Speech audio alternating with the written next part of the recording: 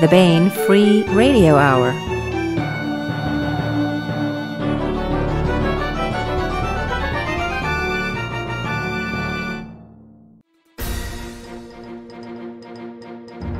On the podcast, Hank Davis turned 75 this week, and the multiverse interlocutor breathes a sigh of relief because it still has the greatest repository of universal memory around. Plus, we continue with the complete audiobook serialization of David Weber's Uncompromising Honor.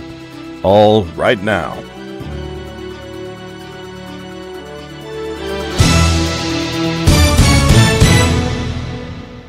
Welcome to the Baen Free Radio Hour podcast. It's an honor to have you along. I'm Baen Senior Editor Tony Daniel.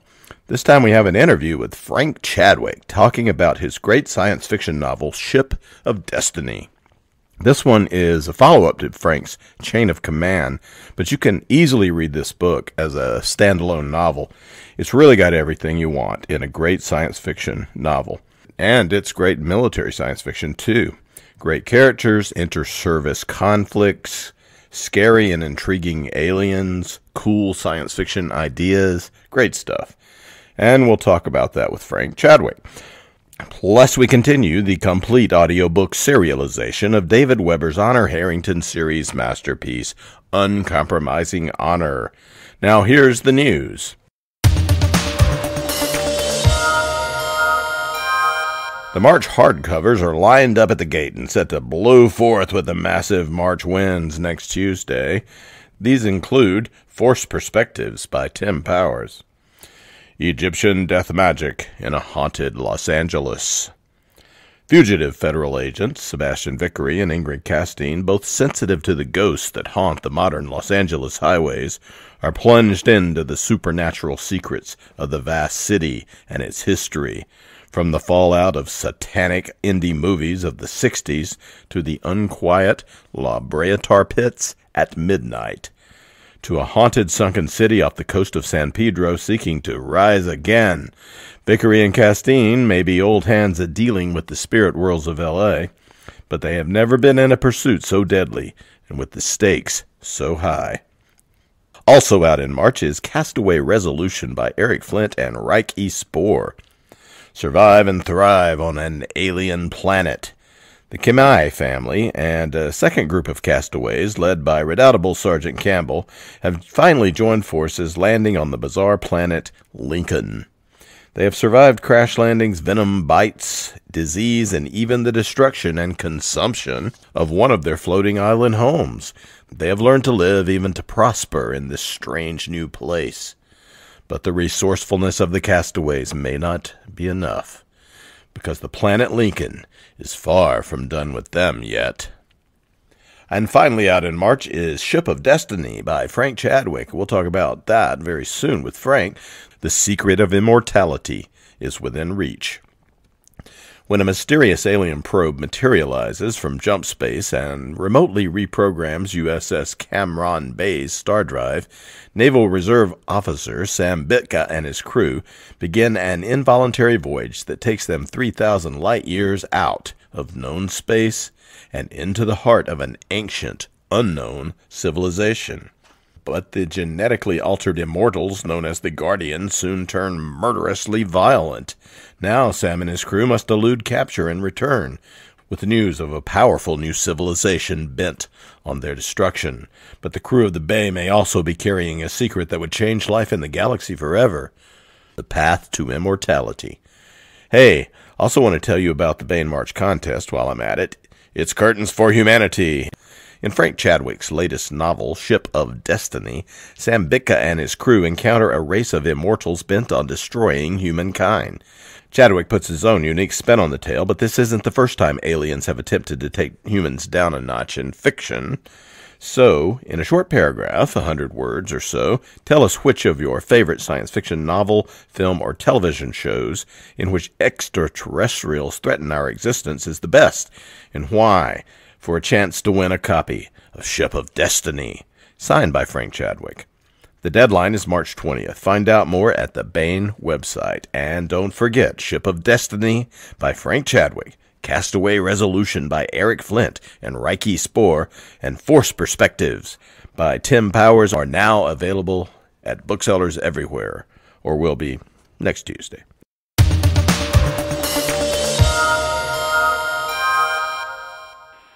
want to welcome Frank Chadwick to the podcast. Back to the podcast. Hello, Frank. Hi, Tony. How are you? I'm all right. Understand you just went to Paris and had a look around there. Tell us a little bit about what you just told me about your trip. Well, maybe that would be interesting. Well, it's a great trip. It's a great city. I just fell in love with Paris. Normally, if I'm gone for like a week or 10 days, I'm really ready to come home. And I was there for 10 days, and I wasn't ready to come home. I'd still be there if I could. So I love the city. But one of the reasons I went there was I've been interested for 20-some years now in the Persian Empire. And the Louvre has, in the Susa room, a lot of the original artifacts that the French were the first to discover when they excavated Susa, the capital, one of the capitals of the Persian Empire. And I mentioned that most of the times when you see Persian stuff, you'll see on the cover of books and stuff these beautiful colored brick representations of the Persian royal guard, and it's usually called the Frieze of the Immortals, and that's actually at the Louvre now. That's from Susa. It was excavated at Susa, and it's in the Louvre. They have some absolutely stunning stuff about Persia. In fact, I even ended up they have one small artifact. I didn't mention this to you, but they in their gift shop they had duplicated that artifact. In a cast on a mountain. I actually have that on my bookshelf now. So I brought a piece of Persia back from the Louvre with me. Yeah. So it was a great trip. And that was one of the highlights. Other than that, did you go to Notre Dame and see what has become of the place?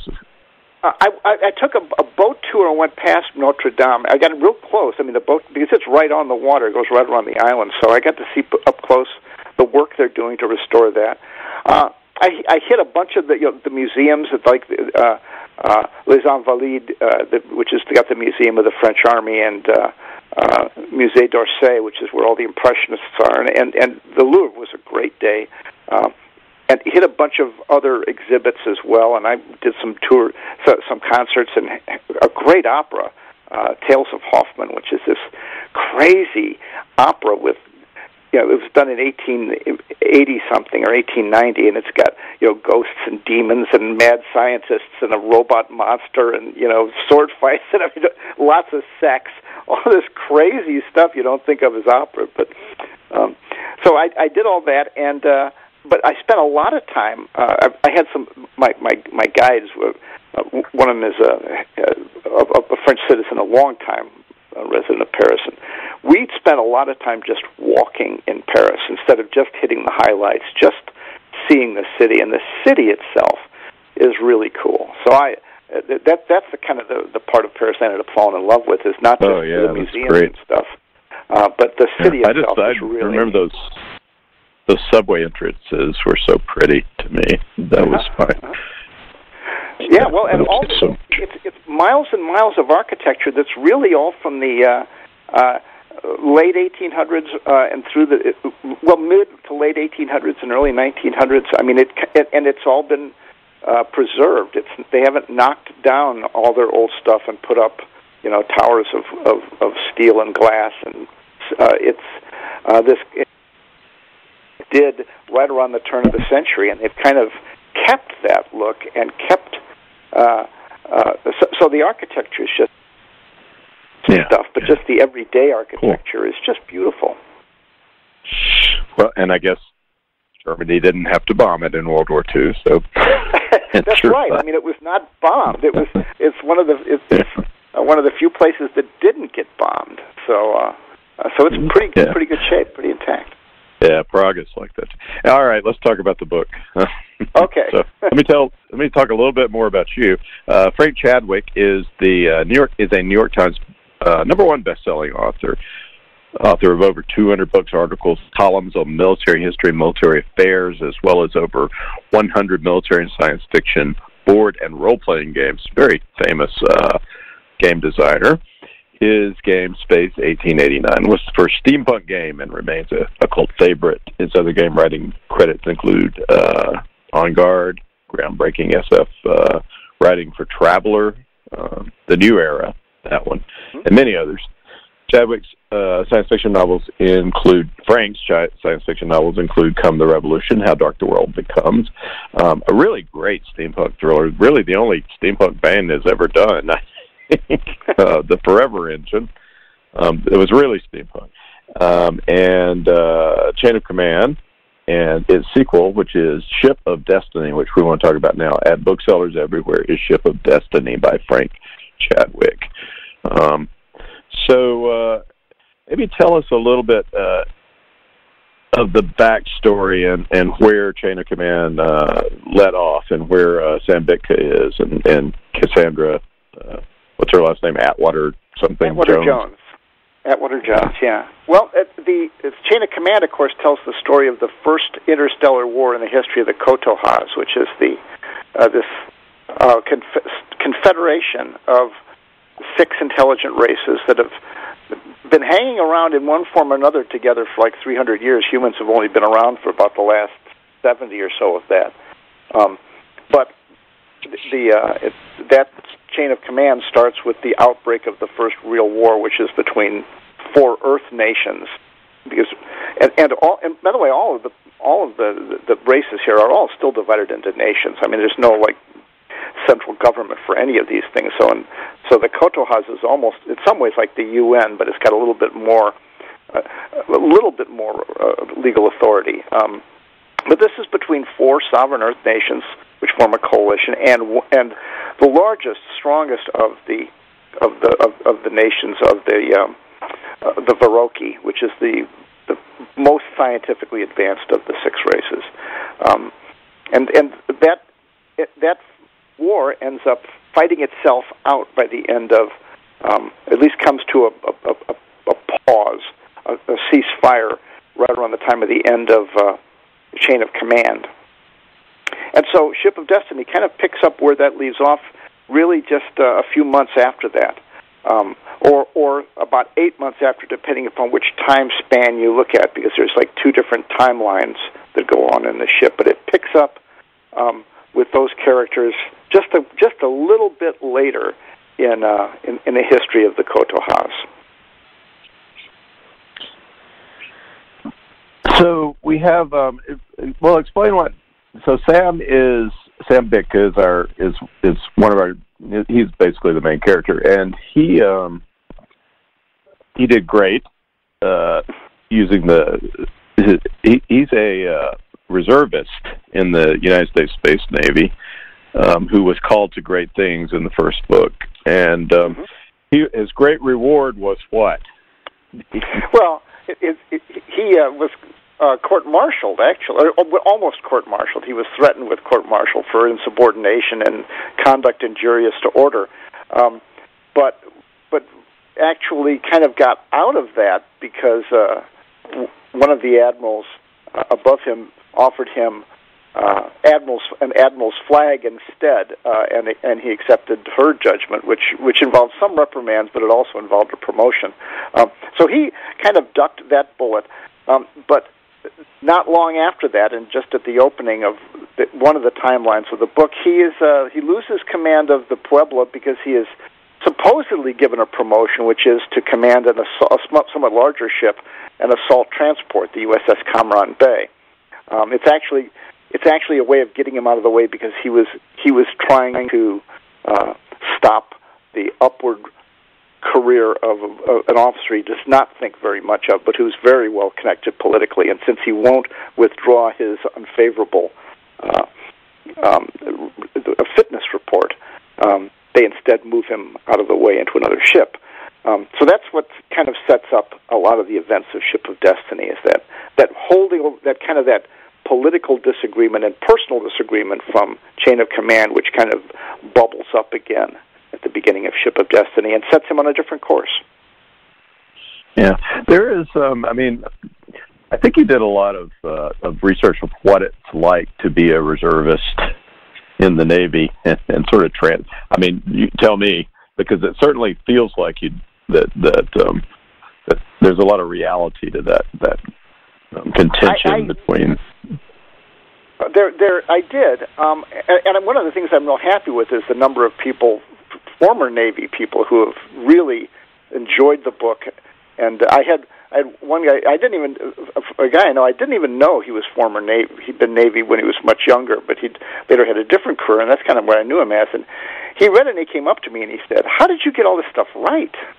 And he had been a reservist, a reserve officer who was in active duty, and he said, "Yeah, I mean, this the cultural friction points between career officers and reserve officers, the friction points between different departments that see that their function as being more important than others."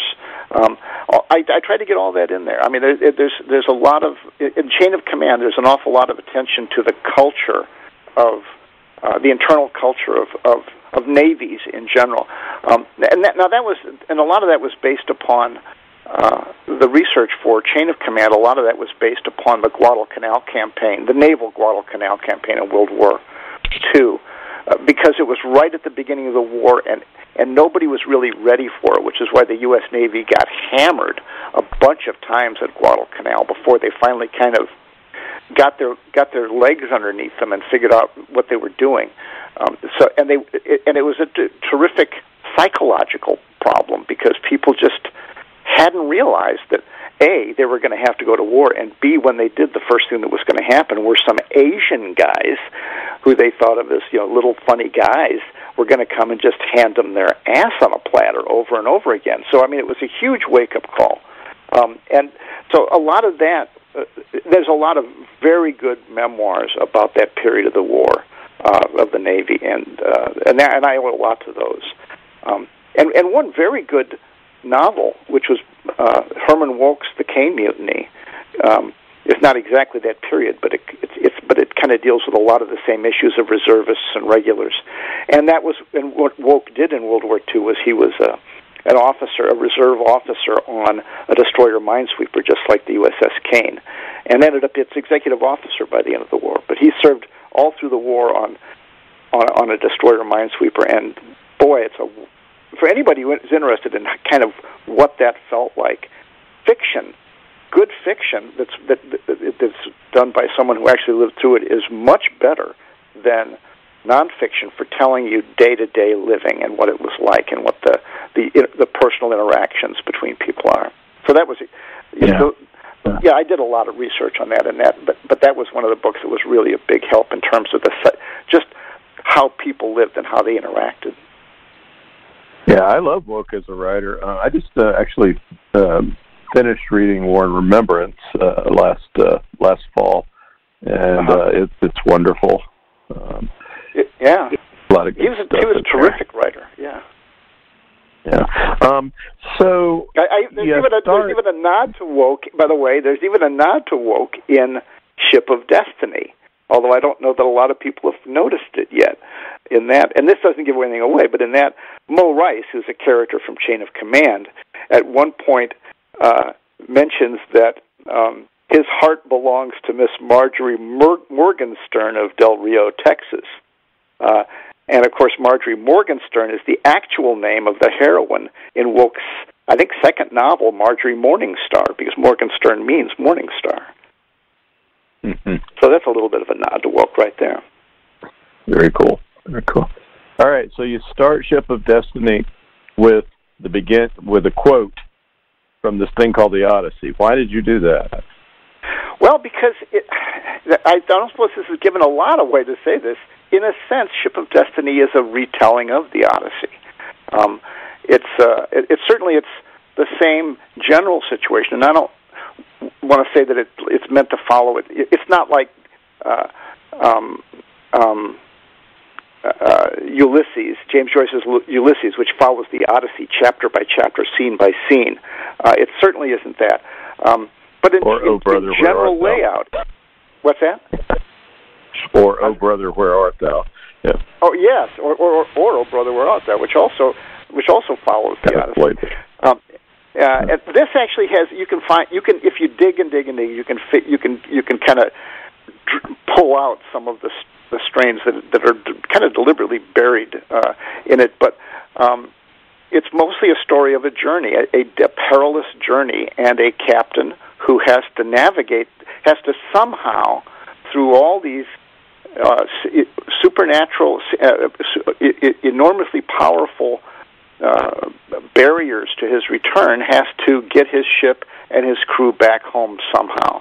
And then all of that, what that journey makes him go through, makes him understand what it costs him, and all of those things. I mean, that's, to me, what the Odyssey has come to be about. It's not about the ancient Mediterranean. It's really about people's journey through perilous life, and the challenges and the triumphs and the disappointments that they have along the way, and how that journey changes them. And that's really what Ship of Destiny is about. And in that sense, it's absolutely a retelling of the Odyssey in that sense. Although, Sam Bitka, although he bears some resemblance to Odysseus in terms of the way he deals with things and his knack for puzzling out answers to things, unusual answers. That's very much like Odysseus, but it's not exactly. But I don't want people to think that it ends like the Odyssey, because it's not really meant to be. It draws more on the theme of the Odyssey than plot structure. It's not the plot of that story told over, but it is very much, I think, the theme of the Odyssey. Yeah, sure. And so it's hard to talk about too much without treading on plot spoilers, which we don't want to do. But let me tell me about Incident 17 and how that sort of starts the ball rolling. Right. Incident 17 is the inciting incident of the novel, and it actually takes place on about the third or fourth chapter, but you know about it right from the beginning, because the first part of it talks about it retrospectively. Like I say, there are really kind of two timelines going in the book. But Incident 17 is when, very shortly after Sam takes command of the Kamran Bay, they are supposed to make a routine jump to Ikta, which is the homeworld of the Buran. And by the way, that's one of the alien races in the Kotohaz that we haven't met before, and you meet they've been talked about, but you actually meet the Buran in this book. There are Buran on board that he's taking, and they're odd, but we'll let readers discover that. But just as they're not long before they're due to make the jump, an object materializes from jump space fairly close to them. And it appears to be unmanned. It's fairly small, but it begins broadcasting sensors, and when it picks up the location of their ship, it transmits something to them, and his ship just on its own jumps. And they discover after the jump they're not anywhere except they're just out in deep space between stars, that they've lost control of their jump drive. It has been somehow taken over, and now it's on a preset course that is taking them jump by jump out of the Kotohaz and on to a destination a long, long way away. And that's Incident 17, and that's what sets up not only what happens to Sam and his crew, but also it sets off a bit of a political problem back in the Kotohaz, because nobody there knows what happened to him, and there's a lot of speculation, and there's people with some agendas as to how they want this to be explained in terms of what that will get them. And so that's kind of a parallel story being told, and that's Cassandra Atwater-Jones, who is a character from Chain of Command, is kind of at the heart of that, because she ends up being made head of what's called the Incident 17 Working Group, which is supposed to come up with figure out what actually happened. And so those two stories kind of play out in tandem through the novel. Yeah.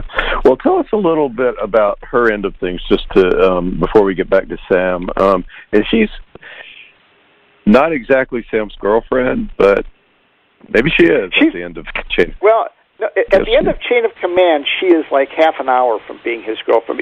I'm surprised how many people have thought that the end of Chain of Command was ambiguous on that score. To me, I mean, it's pretty. I thought it was pretty clear that their next stop is a hotel room, because he has said, he's falling for someone, but that she had said that the answer to the way to de-romanticize is sex is the mechanism for kind of stripping away romantic illusions. And he said, I'm beginning to romanticize someone, but but you've told me that there's an answer to that, sex. And she says, yeah, but you've got this thing about not wanting to have sex with people in your chain of command. And he says, yeah, but I don't take orders from limeys, which is his way of saying, jokingly, you're not in my chain of command.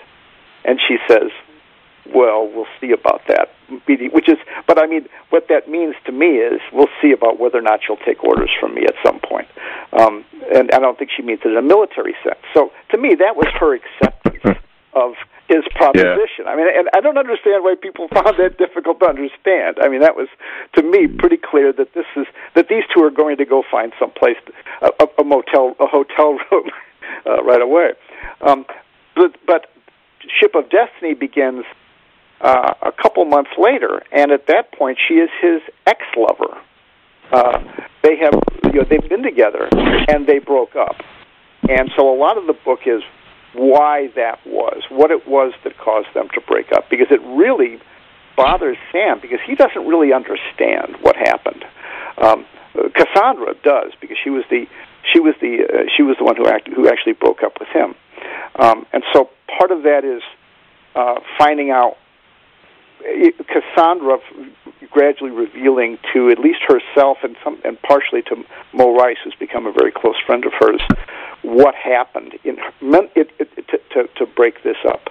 And the other part of it is Sam kind of figuring out how to come to grips with this lost love, with this broken love affair. So that's a major theme of the book as well, is that how love affairs can kind of come apart, not necessarily because of anybody's fault, and where you go from there. And maybe, is there a possibility they'll put this back together again? Well, there's a possibility. I mean, these two are certainly bound to each other in a lot of ways, but they're complicated people. Cassandra, perhaps more so than Sam. Sam's a pretty simple guy when you get right down to it. He's clever, but he's not really that complicated. But Cassandra's pretty complicated. Yeah, and she's a spy. Yeah, she is. She's military intelligence, and she's at times has done undercover work. We find that out during the course of Ship of Destiny, that she has at some time done some unspecified undercover work. So yes, she is a sometime spy and sometime analyst.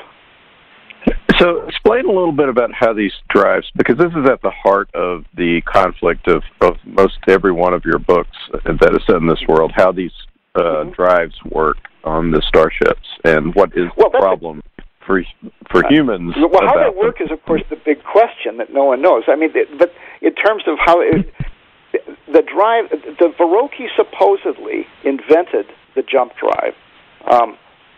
They have not allowed anyone else to know what the science of the drive is. People can lease them from the manufacturers. There is an enormously effective anti-tamper device on the drives, which, if they're entered, if the core of the drive is entered at all, it releases a microbial cloud, which is both an incredibly effective solvent, and it's also a neurotoxin that will. So it attacks spacesuits. It kills people. And it's so effective that the standard procedure on a starship is, if there's an accidental breach of the drive thing that releases the thing, you just eject the drive capsule immediately, because there's no way of containing that microbial solvent cloud, short of just getting rid of the drive module. So that's the way that the Viroqui keep anyone from examining it and doing any sort of reverse engineering. The operating principle of the drive is just not known to anyone. People know how to plug the components in, They know how to operate the control systems and the interface. That's all they know about the drive.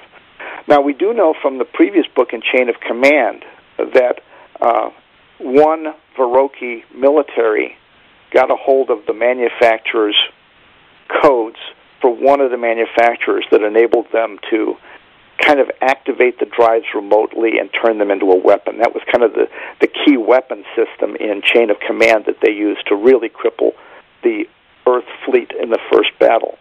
So we know that, and we know that it's, we know actually from Come the Revolution that there's something really odd about the fact that the drive system uses a bioengineered, at least defense mechanism, and that's not like anything the Verrocchi have done. We know that Sasha Narodnyo's estranged father, who was a biochemist, has actually ended up working on some related projects and spilled the beans to Sasha that there's just something really strange about all this. So we know that there's a lot of things strange about the drive. But we don't really know in any of the previous books how that goes together. In Ship of Destiny, you end up finding out. You pretty much end up finding out what's going on. Mm-hmm. I don't know if we should say any more about it than that, but all those threads come together and kind of get tied up in Ship of Destiny. Yeah, and Cassandra, on her end, is, I mean, part of what she's doing is there's been an ejected drive, or there's a drive that they think they can get a hold of. Yes.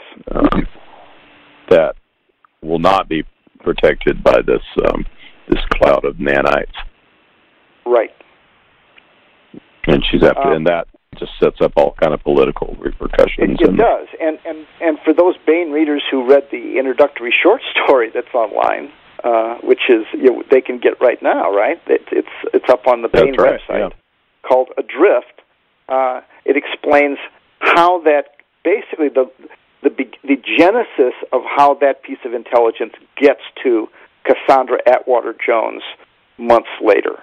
And that story involves Sasha Narodnyo, his first return since Come the Revolution. So his fingerprints are on a lot of this.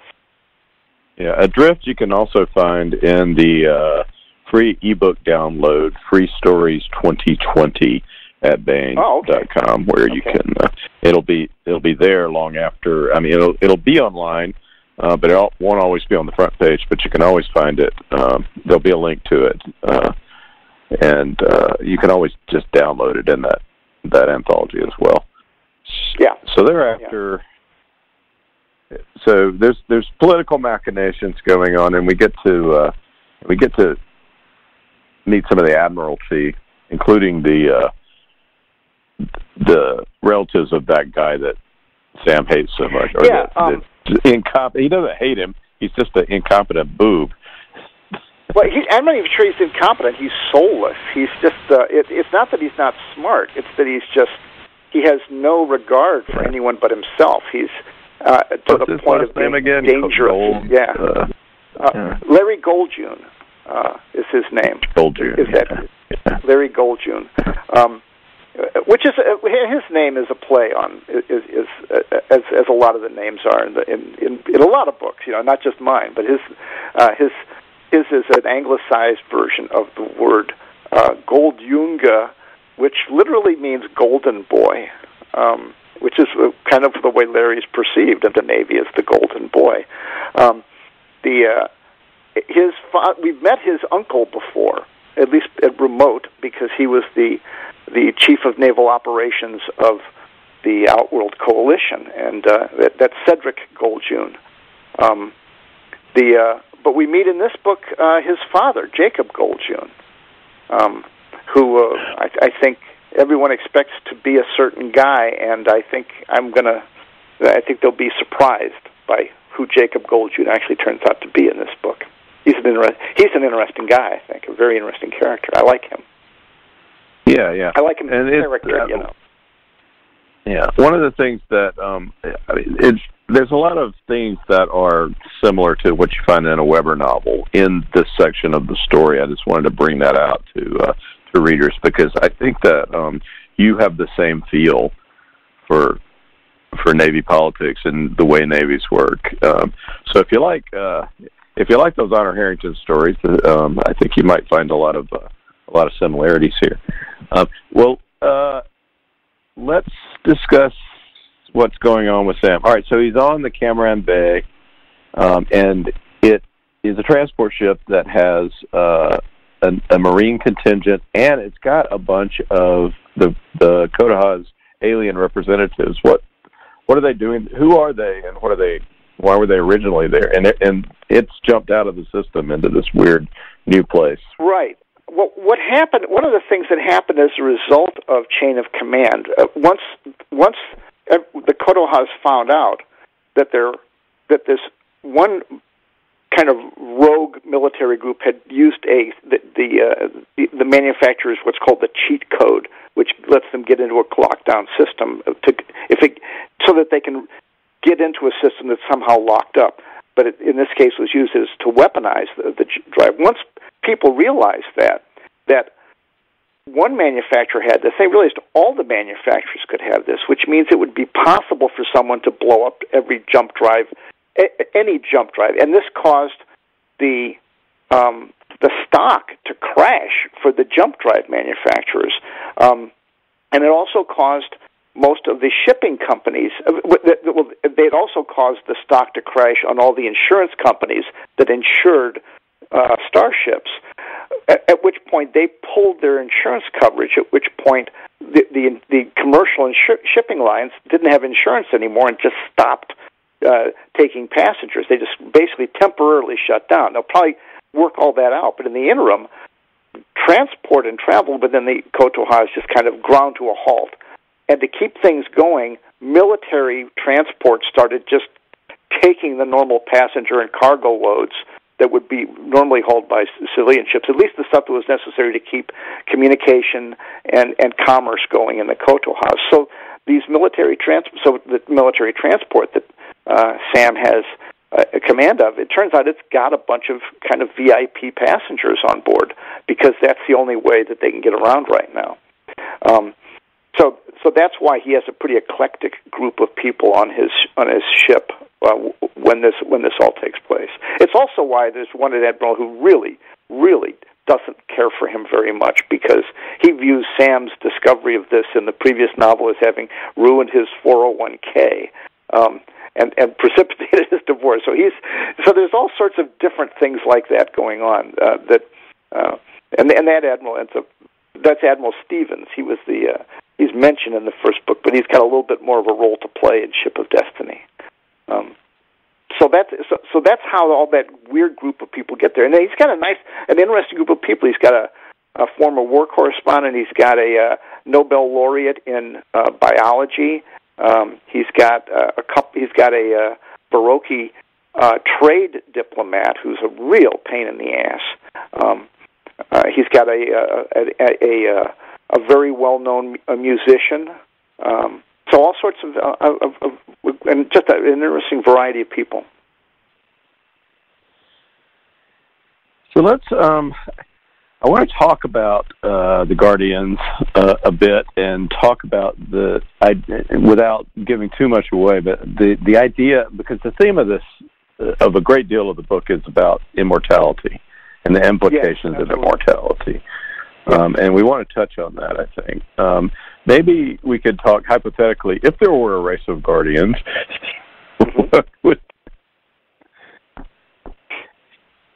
if there were a race of Immortals in a book called Ship of Destiny, what would it be like? If we were to encounter one, yes. Yeah. What would they be? What would they be like? What's the? Yeah. What's the? Let's talk about the Guardians a little bit without talking too much about them. And I think it's important to generate to really give somebody an idea of what we're going to encounter here, because I think this is the coolest part of the book by far. Science, in terms of science, I think that's absolutely true. I think and it's also, in terms of theme, the core of the book. It's the cool science fiction idea at the heart of the novel. Let's put it that way. Yeah, and I have two really great. Two of my good friends are really, really outstanding. They're both retired now, but outstanding microbiologists, and they kind of steered me through all this. In fact, I was taking a course on microbes from one of them, and in the adult education thing here locally, and it was in that course that I got the idea for how the Guardians are who they are, and exactly how to have a large organism that can be unaging. And so so part of it is that they are let's say that such a being might be bioengineered, either from scratch or possibly as a result of a race becoming sufficiently advanced in their genetic research that they can start rearranging their own genetic code, their own genome, to the extent that they can produce these effects. I mean, and the effects I talk about, I don't think are impossible. I think, in terms of microbiology, they are they're not just crazy ideas. There are reasonable explanations for them in the book as to how they could come about. The question, though, then becomes: if you don't ever age, what does that do? What does that mean to your psychology?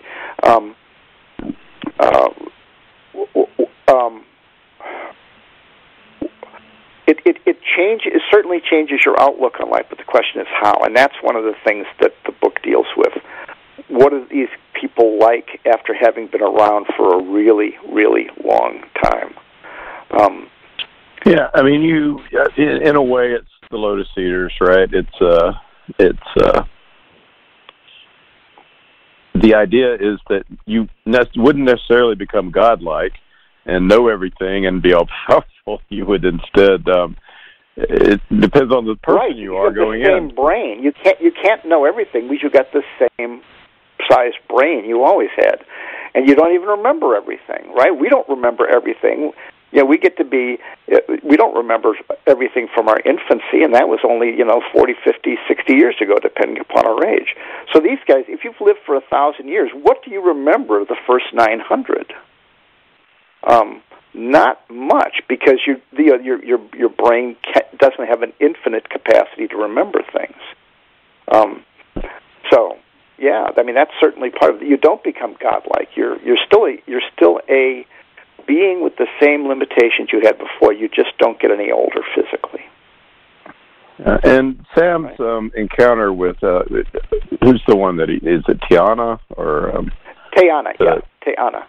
Yeah, is he's puzzled by it. I mean, it's a really interesting exchange to me. It's a philosophical moment that was sort of an aha moment philosophically for me when I was initially reading your book. Really? Oh, I love it when that happens. Yeah, it's cool, and I think it will be for a lot of readers. Which is, I mean, just kind of talk about Sam's reaction as he slowly realizes the mentality of this guardian. He doesn't dislike her. Yeah, well, Chris, he intensely dislikes her because of what she's done. But as he gets to know her, then his feelings become more and more complicated the more he understands about her. I guess, well, I don't want to give too much away, but that's the problem. It's tough I want to talk about it, but it's tough to talk about it without telling the part of the story that I want the readers to read. I want the story to... Okay, all right. So, but no, I know. I'd love to... I want to talk about this, but I don't want to ruin what the readers will find when they actually read the story, because that's really it's meant to be read, you know. Yeah. Well, let's talk about some of the the crew a little bit more, and Sam's relationships with getting his ship in order. Miko running Deer, the others. How is he different from the original captain? Because a lot of this is just about that sort of psychological, it is sort of Herman Wouk borrowed stuff about shipboard clashes. It is. It absolutely is. And no apologies, because if you're going to borrow from the best, huh? Absolutely. The first thing that I wanted to do is, this is a long journey they take to get there, and they have no idea what they're going to find at the end. They have no idea if they're even just going to end up in a star someplace. So the first question is, how do you maintain crew morale in a situation where none of them even know? How do you maintain discipline? How do you keep people focused when nobody has when there's the traditional basis of discipline and crew motivation might just be out the window? So that's a very, and I didn't want to just brush that off. I didn't want that just to be, oh yeah, they spent a long time and then we get there, because human beings, under that sort of stress, are going to have problems. And I didn't want the whole book to be about that, but I didn't want to just make that, just pretend that just because the people on a ship wear uniforms, that means they're going to follow orders and do this stuff in a situation that is completely. They have no reason to believe that following orders will necessarily get them out of this alive. So how do you keep them? And what sort of problems do they encounter along the way in terms of breakdowns in discipline and morale, and how does that manifest itself? Those are some things that the first part of the book talks about, and I think I felt had to address that it's just, this is not a normal situation, and people are not going to behave normally. Yeah, and Sam takes a lot of the lessons he learned in Chain of Command. He was kind of learning himself about what it takes to be a captain in that one, and this one he's kind of found himself in a way, and he's able to get his crew, especially his XO and some of it, and just everyone, starting to see what it takes to have a well-functioning ship as opposed to one that's okay.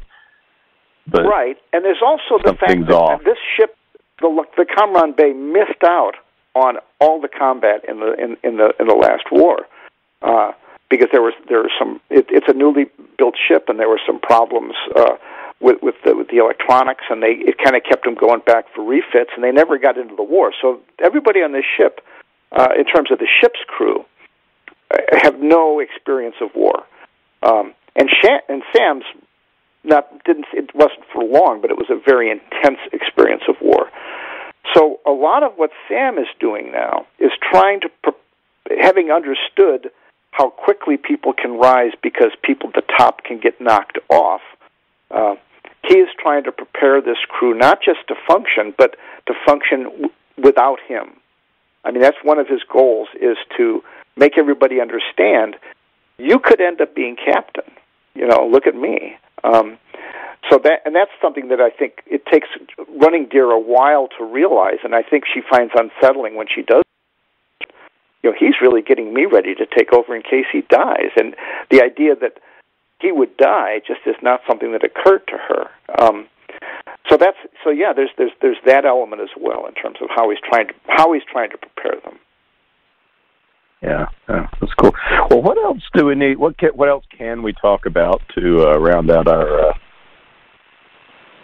discussion of the book? Well, let's see. In terms of the approach of the book, Chain of Command is told exclusively through Sam's point of view. Every chapter of the book is all we get is just Sam's lens on everything. What Ship of Destiny does, which is a little different, is I'd say, half or a little more of the book is told through Sam's point of view, but there are chapters that are told where we'll see an event through how Sam thinks of something, and what his relationship is with someone, and then maybe the next chapter will be through that person's eyes, and then we get to see that Sam's not always right about about what's going on around him. He's not infallible. He doesn't get everything that's going on. There are relationships going on that he does not understand, and they're just completely opaque to him. So we get a lot of these things from other people's points of view. We have a number of chapters from Cassandra Atwater-Jones's point of view, and so we get a real insight into how she felt about their relationship and things she thought that went wrong. But we also get chapters from Running Deer's point of view, his executive officer. And there's things about how she thinks of him that he never understands. There's a number of other characters that we get. So I like very much. One of the things I like about the book is that it does that. It takes the camera away from Sam for significant chunks of the book and puts it in other people's hands. There are even chapters told from the point of view of the guardian, Teana. We actually even get into her head. And how she and her attempt to understand all the bizarre things about Sam that I don't know that you would even think were bizarre until Teana, through her lens, tries to sort this out, and how she kind of interprets him. I think is real interesting. So that's one of the things I like about the book is that moving the lens just away from Sam. Yeah. Well, it's a big, comprehensive book, and it's super fun. Science fiction, adventure, everything you might want in a science fiction novel. What are you were mentioning the Persian stuff. What are you working on at the moment? Right at the moment, I'm working on a trilogy of novels set in the final decade and of the not even that long of the Persian Empire. It's covering the events leading up to and then Alexander's conquest of the empire, but told exclusively through the eyes of the Persians. So it's a little bit of different cultural take on things as to what was going on. But that's been an interest of mine. I mentioned that's been an interest of mine for at least a quarter of a century, an intense interest I have. In fact, I just got done teaching a course at the University of Illinois' local lifelong learning center on I called it the war that invented history, the Greek-Persian War, because our notion of history, kind of modern history, begins with Herodotus' history of that war. He sort of invented what we think of as the discipline of history to tell the story of that war. And it comes from the title of his book, which is Inquiries, but the Greek word for inquiries we translate as history.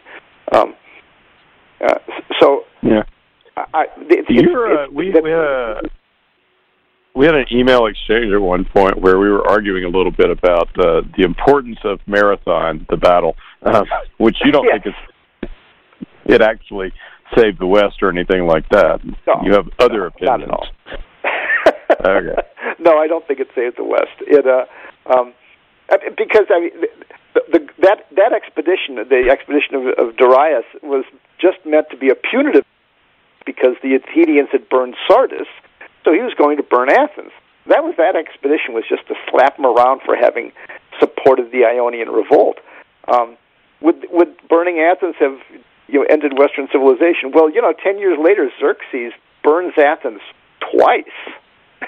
Captures Athens and burns it, and then the next year comes back and captures it again.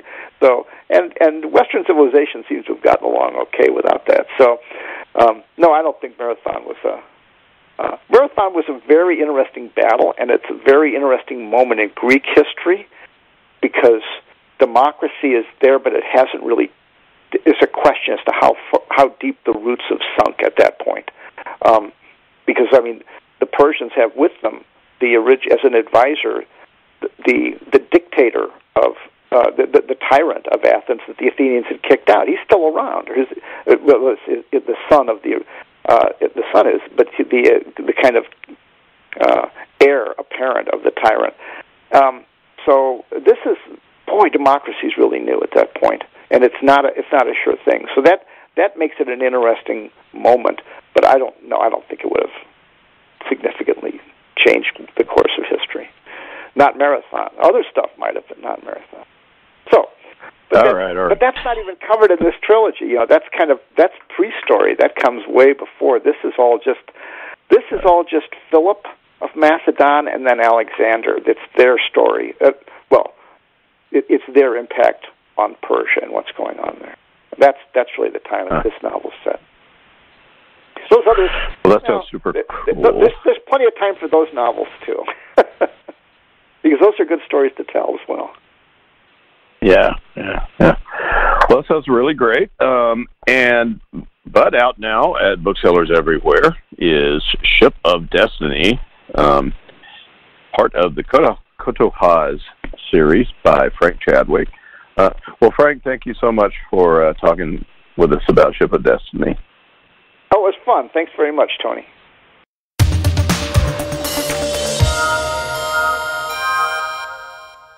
Here is another entry in David Weber's Honor Harrington series masterpiece, Uncompromising Honor. Honor keeps her promise. The Solarian League. For hundreds of years they have borne the banner of human civilization, but the bureaucratic mandarins who rule today's League are corrupt and looking for scapegoats. They've decided the upstart Star Kingdom of Manticore must be annihilated. Uncompromising courage. Honor Harrington has worn the Star Kingdom's uniform for half a century. Very few know war the way Honor Harrington does. So far, hers has been a voice of caution. But now the Mandarins have committed atrocities such as the galaxy has not known in 1,000 years. They have finally killed too many of the people Honor Harrington loves. Uncompromising vengeance. Now Honor Harrington is coming for the Solarian League, and hell is riding in her wake. And now, David Weber's Uncompromising Honor.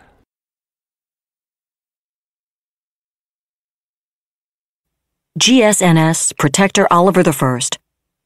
Manticore Binary System, Star Empire of Manticore. Honor! Michael Mayhew turned with a smile as Honor and Mercedes Brigham followed the earnest-faced young ensign who'd been their escort from Protector Oliver I's boat bay.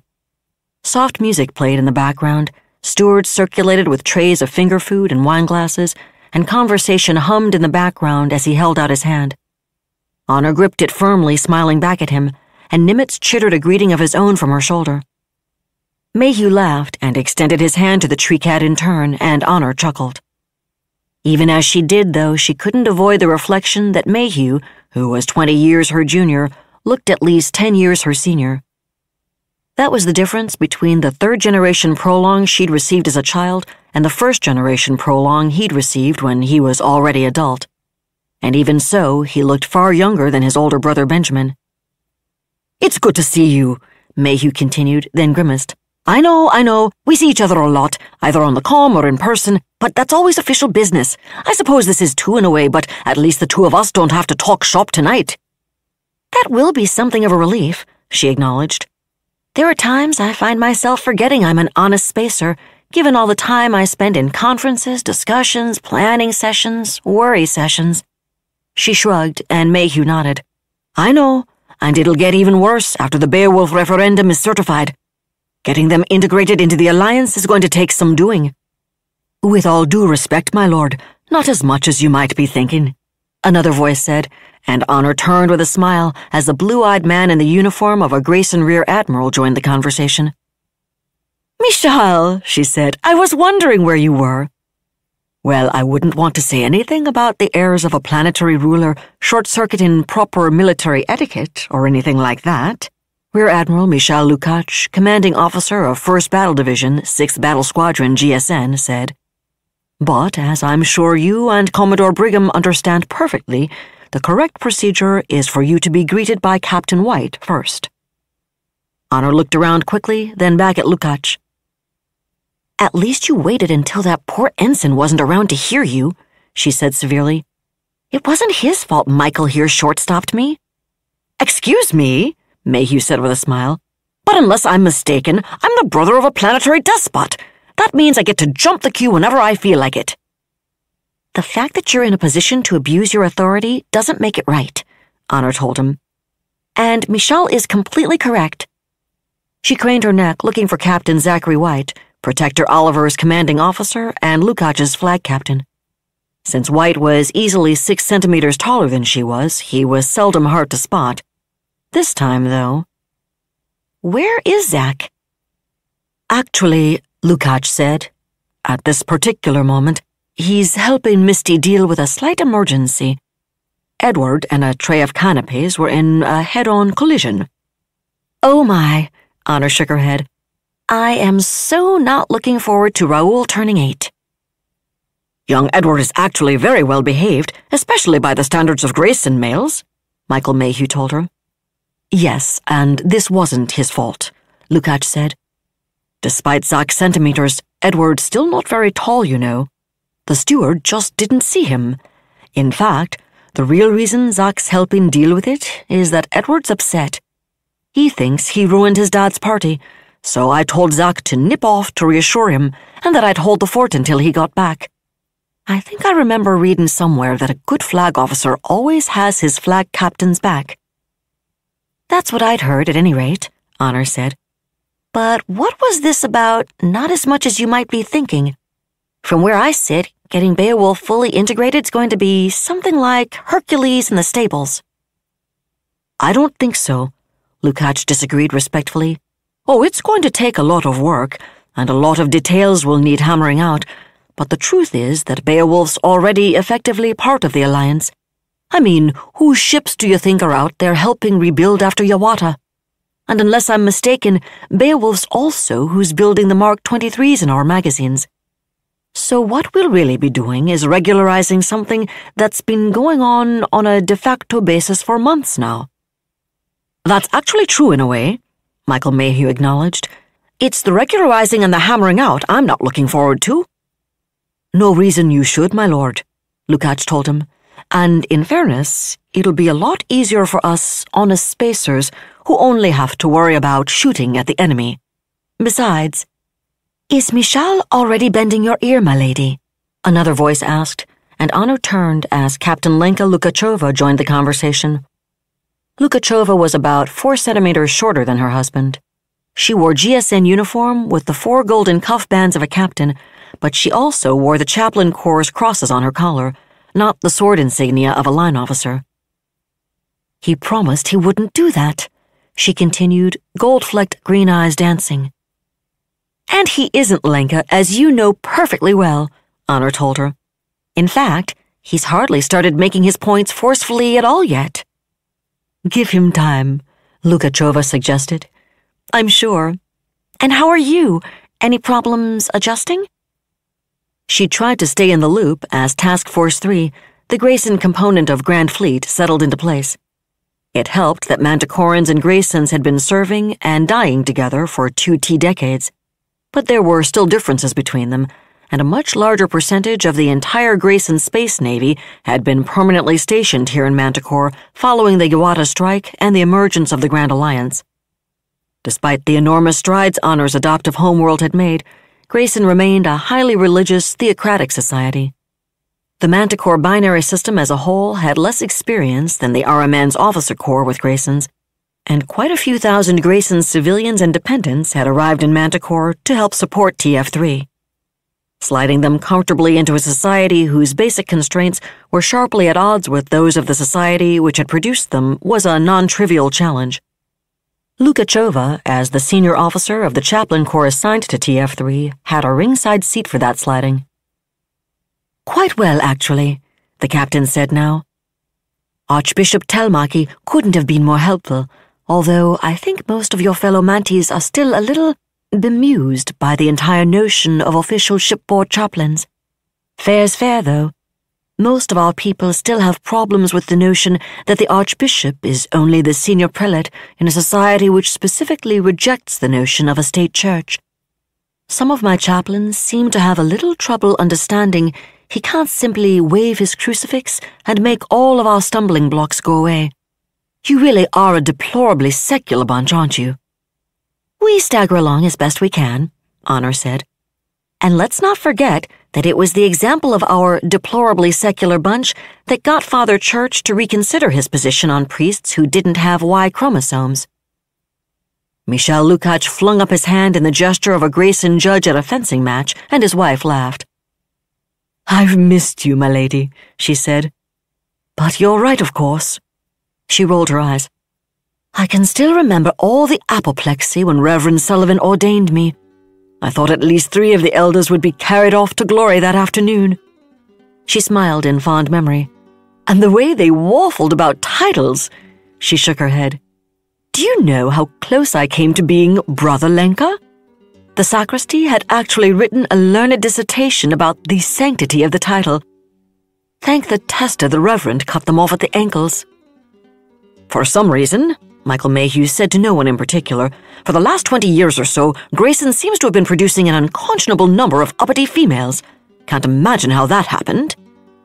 "Well, it's certainly not my fault," Honor said austerely. "In fact, it's probably more Mercedes' fault. Or hers and—" Honor looked over Lukács's shoulder as 2 more officers approached. "Captain Davis's."